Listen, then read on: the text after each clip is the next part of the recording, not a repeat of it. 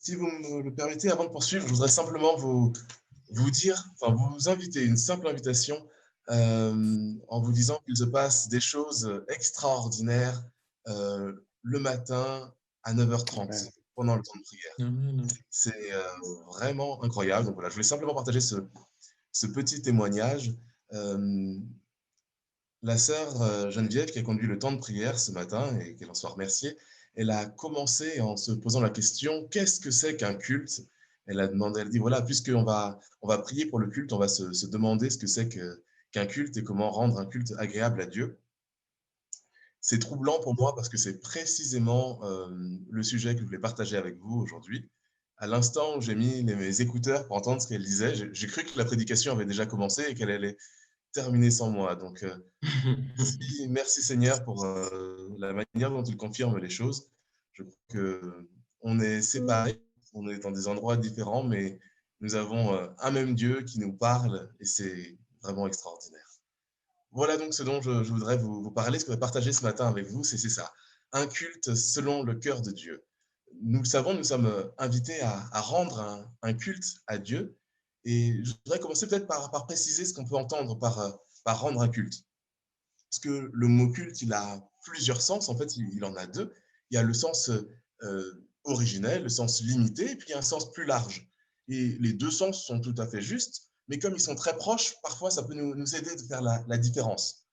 Dans le langage courant, quand on parle du culte, on parle du moment qu'on passe ensemble le dimanche matin, et c'est très juste d'appeler ça un culte, le moment qui commence à 9h30 ou à 10h et qu'on va terminer ensemble aujourd'hui autour de 11h30. Mais au sens strict, le culte, originellement, c'est l'hommage qu'on va apporter à Dieu. C'est le moment particulier pendant lequel je vais m'approcher de Dieu, nous allons nous approcher de Dieu individuellement ou ensemble pour lui donner quelque chose, pour lui donner la louange, pour lui donner la gloire qui lui revienne. Et ce que je voudrais qu'on fasse ensemble, c'est qu'on réfléchisse simplement à la manière dont nous sommes invités à rendre un culte à Dieu. Je propose de nous intéresser à ces moments où l'Église, ensemble, nous apportons quelque chose à Dieu, comme on l'a fait ce matin, et comme on a encore été invité à le faire par Joël pendant ces quelques minutes tellement précieuses où on peut vraiment dire toute notre reconnaissance à Dieu. Donc, dans le culte au sens large, on a plusieurs moments. On a la session, la louange, on a la prédication, l'annonce, les offrandes, tous ces moments qui sont importants, mais il y a des moments précis où on va apporter quelque chose à Dieu. Ces moments, c'est le moment de la louange et le moment des offrandes. Et le moment particulier où je m'approche de lui pour reconnaître sa grandeur, pour reconnaître la perfection de Dieu, c'est vraiment le temps de louange. Et c'est la première idée que je voudrais partager avec vous. Peut-être même que je vais essayer de l'écrire sur le tableau. Est-ce que ça marche si je fais comme ça? C'est ça. C'est que j'ai quelque chose à apporter à Dieu. Oh non, ça va être compliqué. Je continue à parler. J'ai quelque chose à apporter à Dieu. Lorsque nous nous rassemblons le dimanche, nous le faisons bien sûr parce que nous voulons recevoir quelque chose de Dieu. Nous nous rassemblons aussi pour l'entendre nous parler. Nous nous rassemblons pour apprendre davantage de lui. Mais nous nous rassemblons aussi pour être avec nos frères et nos sœurs, les encourager, nous laisser encourager par eux. Mais il y a aussi quelque chose de très important, c'est que nous nous rassemblons aussi et peut-être surtout pour apporter quelque chose à Dieu. Donc, de manière imagée, si on veut faire une image, c'est comme s'il y avait un double mouvement au moment du culte au sens large. Il y a ce moment où nous apportons quelque chose à Dieu, le moment où on s'approche de lui avec l'aide du Saint-Esprit par l'intermédiaire de Jésus-Christ. Et puis, il y a ce moment où nous apprêtons à recevoir ce que le Père a préparé pour nous et ce qu'il veut déposer dans notre cœur. Et ce double mouvement, il est très beau. Enfin, moi, je le trouve très beau. D'abord parce qu'il met en lumière qu'on peut vraiment avoir un échange avec notre Père. On a cette chance d'être dans une relation d'échange avec le Père. Et puis, que je sois à la maison ou à l'église, et puis il y a quelque chose de très beau aussi, c'est que finalement, je ne suis jamais un spectateur du culte. Je suis toujours aussi un acteur. il y a toujours ce moment où je suis invité à apporter quelque chose à Dieu, où Dieu attend que je lui apporte ma louange. Pour dire les choses autrement, en fait, on n'est pas simplement invité à assister au culte, ce qui est déjà bien, mais je crois, peut-être que vous êtes d'accord avec ça, qu'on est aussi invité à participer au culte. Donc, chacun de nous, nous avons une responsabilité. Nous avons une mission le dimanche matin, c'est celle de rendre un culte à Dieu, celle de lui adresser notre louange, de lui adresser notre adoration, de prendre ce temps particulier pour réaliser, pour reconnaître qu'il est notre Seigneur, qu'il est notre Sauveur. Et si c'est une responsabilité que j'ai pendant le culte, alors c'est sans doute quelque chose que je ne peux pas prendre à la légère. C'est pour ça qu'il y a cette deuxième idée, cette deuxième interrogation que je voudrais partager avec vous. Puisque j'ai quelque chose à apporter à Dieu, comment est-ce que je peux faire pour apporter à Dieu ce que j'ai de meilleur? Comment apporter à Dieu ce que j'ai de meilleur? Pour ça, il y a 3 points que je voudrais partager avec vous. Le premier, c'est une invitation à examiner son cœur.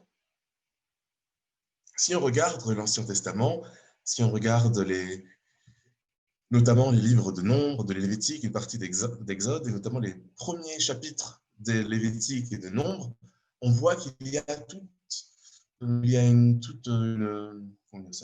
un grand nombre de règles précises de ce que doit être l'offrande qu'apportaient les Israélites à l'Éternel. Il y avait des règles précises de la manière dont on devait célébrer le culte. Il y avait des règles précises sur les serviteurs qui étaient habilités à apporter, à célébrer le culte en l'honneur de l'Éternel. Il y en a des chapitres entiers durant lesquels on nous parle des Lévites et de leur service, dans lesquels on détaille ce qu'on peut apporter à Dieu, de quelle manière on le fait, les ingrédients qui composent les gâteaux, par exemple, qui servent d'offrande à Dieu, la manière de consommer ou de ne pas consommer les offrandes, les circonstances dans lesquelles on les apporte. Il y a beaucoup de règles, c'est complexe et c'était sans doute contraignant pour le peuple.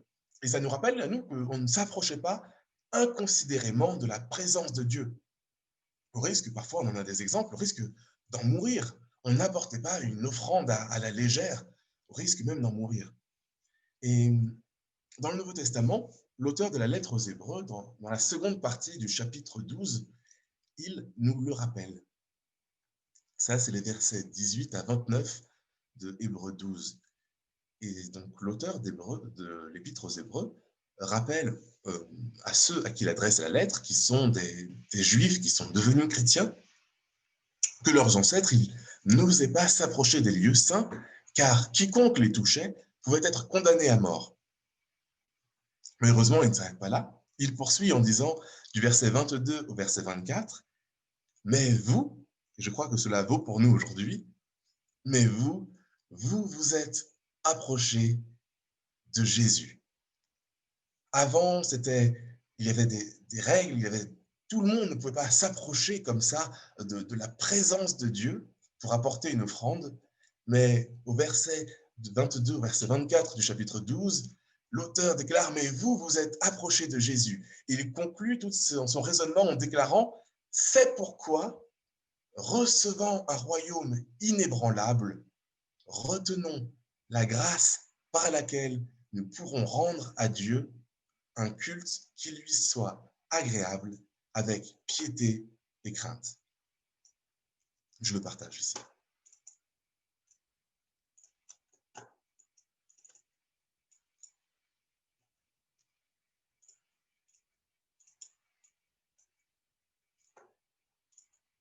C'est pourquoi, recevant un royaume inébranlable, retenons la grâce par laquelle nous pouvons rendre à Dieu un culte qui lui soit agréable, avec piété et crainte. Quel bonheur, quel bonheur. Nous pouvons librement nous approcher de Dieu par l'intermédiaire de Jésus-Christ. Nous pouvons lui rendre un culte. Nous pouvons le faire sans contrainte, mais, nous dit l'auteur, avec piété et crainte. C'est-à-dire finalement avec respect et reconnaissance de la grandeur, de la bonté de notre Seigneur. Dans ce contexte, le terme de piété et le terme de crainte, ils sont extraordinairement proches, ils ont quelque chose en commun qui est le respect. L'auteur insiste sur le respect pour quelque chose d'infiniment supérieur à ce que nous sommes. Alors, comment concrètement pourrons-nous nous approcher avec piété et crainte d'un côté, mais nous approcher libres et confiants de l'autre? Alors, c'est une grande question et parfois on met un certain nombre de règles en disant des règles sur l'habillement, sur les choses à faire ou ne pas faire avant, pendant ou après le moment où on s'approche. Mais ce matin, simplement, ce que je voudrais vous proposer, c'est vous rappeler qu'une invitation nous est lancée, celle à considérer le culte que j'apporte au Seigneur. Une invitation à m'examiner de manière personnelle en disant, Seigneur, voilà, je veux t'apporter ce que j'ai de meilleur. Donc, je ne veux pas considérer cela à la légère, mais je viens, Seigneur, reconnaissant de la liberté que tu me donnes. Et en se disant cela, chacun, j'en suis sûr, pourra être en son fort intérieur interpellé sur tel ou tel point à améliorer personnellement pour rendre à Dieu le culte dont il est digne. Seigneur, je veux t'apporter ce que j'ai de meilleur. Je veux m'examiner moi-même pour que l'offrande que je t'apporte, ce soit une offrande qui te soit agréable, que ce soit la meilleure offrande. Le deuxième point que je voulais partager sur comment apporter à Dieu ce que j'ai de meilleur, c'est l'idée que cette offrande que j'apporte, ce culte que je rends, je ne suis pas obligé de le rendre uniquement le dimanche matin. Le dimanche matin, c'est un moment particulier, un moment exceptionnel et merveilleux où ce culte que nous le rendons de manière collective. C'est le moment où chacun d'entre nous, après la semaine que nous avons passée, nous commençons la semaine par nous rassembler d'un seul cœur, une même église, chacun membre du même corps, pour apporter ensemble notre offrande à Dieu, pour louer Dieu. Mais ce culte, ce n'est pas le seul que je peux rendre à Dieu. Je peux aussi, la semaine, par exemple, quand je suis seul ou quand je suis en famille ou dans les cellules de maison, je peux aussi rendre un culte à Dieu. Et ainsi, c'est formidable parce que mon culte, il n'est pas limité à un jour dans la semaine, à une heure dans la semaine, mais on peut le faire à chaque moment de la journée. Le point, c'est que plus je découvre dans le lieu secret, quand je suis seul, quand je suis dans la semaine, plus je découvre à quel point Dieu est bon, à quel point il est merveilleux. Et plus alors j'ai à cœur de le louer, et plus ma louange est vraie, et plus elle est authentique. Et finalement, et c'est extraordinaire parce que c'est précisément ce que notre frère Joël nous a rappelé ce matin en nous partageant le psaume 13, c'est que ma louange, notre louange, elle ne dépend pas des circonstances. Parce que les circonstances, elles changent. Parfois, les moments sont difficiles, parfois, les moments sont douloureux. Mais notre louange dépend de qui est Dieu, et Dieu ne change jamais. Il était, il est et il sera toujours merveilleux. Et quand mon cœur est dans la joie, eh bien ma louange, peut-être qu'elle sort spontanément de ma bouche, mais connaître qui est Dieu, eh bien ça nous permet de louer même quand tout va mal. Je me souviens de ce psaume 13, ce petit psaume 13, quand David est dans la difficulté, et malgré tout, il dit, nous l'avons lu ce matin, moi, j'ai confiance en ta bonté. J'ai de l'allégresse dans le cœur à cause de ton salut. Je chante l'Éternel car il m'a fait du bien, même dans la difficulté. On pourrait prendre en exemple aussi le chapitre 13 pardon, d'Hébreux. On lit offrons par lui sans cesse à Dieu un sacrifice de louange. C'est-à-dire, il précise ce qu'il appelle sacrifice de louange, le fruit des lèvres qui reconnaissent son nom. Alors, prions ensemble nous puissions vraiment offrir à Dieu un sacrifice de louange, que nos lèvres puissent reconnaître qui il est. Le troisième point, pour apporter ce que j'ai de meilleur, c'est que, bien, il y a peut-être différentes manières de louer Dieu, différentes manières de lui rendre un culte, mais que nous sommes accordés dans l'esprit. Lorsqu'on lit les psaumes, on a l'impression qu'il y a peut-être pas simplement une manière de rendre un culte, mais plusieurs manières de dire à Dieu toute notre reconnaissance, de reconnaître qui il est. Il y a une diversité de manières de louer. Et même dans les églises, en fonction des cultures, en fonction des lieux, en fonction des époques, on peut, je crois, voir parfois qu'il y a différentes manières de faire. Dans certains endroits, c'est avec des mots, avec des prières, avec des poèmes. Dans d'autres endroits, c'est des chants lents, des chants rapides, avec des instruments, avec sans instruments, ou sans instruments, avec tel ou tel instrument particulier. Dans certaines églises, c'est même avec des danses qu'on rend gloire à Dieu. Et tout ça, on le voit dans les psaumes, des mots, des danses, des instruments, des voix. Il n'y a pas qu'une manière de faire et ça varie selon les cultures, mais nous avons une seule source qui est notre Dieu. C'est ce Dieu-là que nous voulons élever, que nous voulons reconnaître. Et la chose importante pour nous, c'est de nous accorder. La louange que nous la rendons ensemble, nous la rendons d'un même accord. Alors bien sûr, je vais pas me mettre à danser tout seul si tout le monde est calme, je ne vais pas me mettre à chanter si tout le monde fait silence, parce que nous sommes en accord, est-ce que nous, comme en un seul cœur, en un seul corps, par l'esprit qui nous unit, nous apportons ensemble notre louange lorsqu'elle est de manière collective, mais dans notre culte personnel, nous avons toute cette liberté d'apporter à Dieu la louange que nous avons sur le cœur.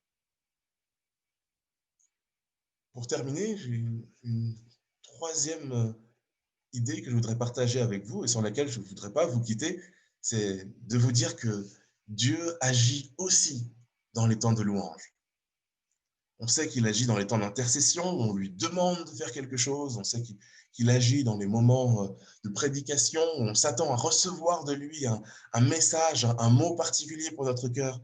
Mais Dieu agit aussi dans les temps de louange. Ça, nous l'avons expérimenté plusieurs fois. Il se passe des choses spéciales dans la louange. Nous savons que l'Esprit de Dieu est au milieu de nous, qui nous aide à louer Dieu. Et c'est parfois aussi un moment de guérison, un moment de transformation des cœurs. Pas forcément parce que nous le demandons, mais parce que nous entrons dans la présence de Dieu. On a beaucoup de témoignages de malades qui sont guéris dans ces moments de louange. Et je voudrais peut-être simplement partager avec vous le texte d'Acte 16.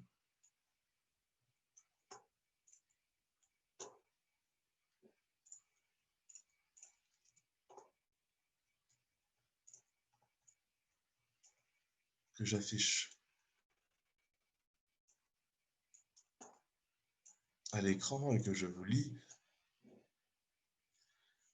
Au moment où Paul et Silas, en mission en Macédoine, sont jetés en prison, et il me semble que c'est Macédoine, j'ai un doute sur ça, mais en tout cas, ils sont en mission, ils sont jetés en prison, et le texte nous dit, vers le milieu de la nuit, Paul et Silas priaient et chantaient les louanges de Dieu, et les prisonniers les entendaient. Tout à coup, il se fit un grand tremblement de terre, en sorte que les fondements de la prison furent ébranlés. Au même instant, toutes les portes s'ouvrirent et les liens de tous les prisonniers furent rompus. Paul et Silas qui ont été injustement battus, qui ont été injustement enfermés en prison, je pense que l'on peut dire que ce n'est pas le moment le plus joyeux pour eux. Mais dans leurs difficultés, dans leurs tourments, Paul et Silas, au milieu de la nuit, font monter vers Dieu des louanges. Et alors qu'ils font monter ces louanges vers Dieu, il nous dit que le sol se met à trembler. Alors qu'ils louent Dieu, la porte de la prison dans laquelle ils sont enfermés s'ouvre. Alors qu'ils louent Dieu, les liens qui les attachent sont brisés. Et pas simplement leurs liens à eux, mais les liens de tous ceux qui étaient avec eux, les portes de tous ceux qui étaient avec eux dans les prisons, toutes ces portes s'ouvrent. Et la plupart de mes tourments, de mes problèmes sont moins graves que ceux de Paul. Mais est-ce que parfois ces problèmes qui m'oppressent, qui m'obsèdent parfois, est-ce qu'ils ne me feraient pas oublier l'essentiel? L'essentiel qui est d'apporter à Dieu le meilleur de ce que j'ai, le meilleur de ce que je suis. C'est vrai que le texte ne dit pas explicitement que c'est parce que Paul et Silas louaient Dieu qu'ils ont été libérés. Il n'y a pas un principe systématique, il n'y a pas de règle absolue qui obligerait Dieu à exaucer mes prières parce que je lui rends un culte.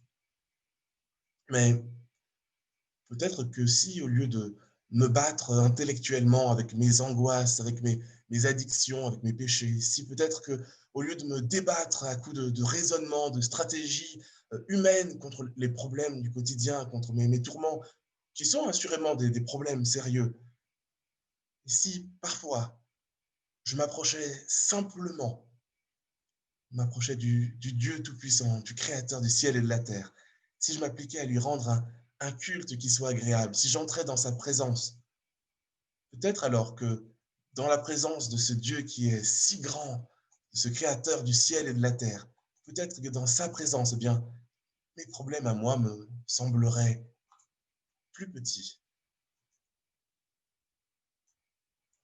Voilà ce que je voulais partager avec vous, une invitation simplement à apporter à Dieu le meilleur de nous-mêmes, une invitation à ne pas considérer le culte comme un moment, surtout quand nous sommes sur Zoom, un moment où on est spectateur, mais vraiment nous souvenir ensemble qu'on a un rôle à jouer, qu'on a une mission importante qui est d'apporter à Dieu ce que nous avons de meilleur, d'apporter notre louange, d'apporter notre adoration.